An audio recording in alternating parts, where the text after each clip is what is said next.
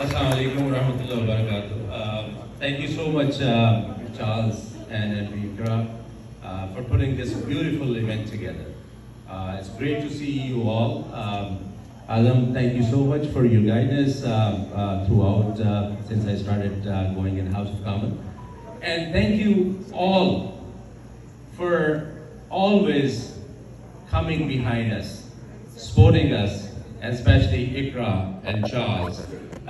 My son Ibrahim, when he heard that Charles and Iqra are doing Iftar, he decided to come because he did volunteer for both of you.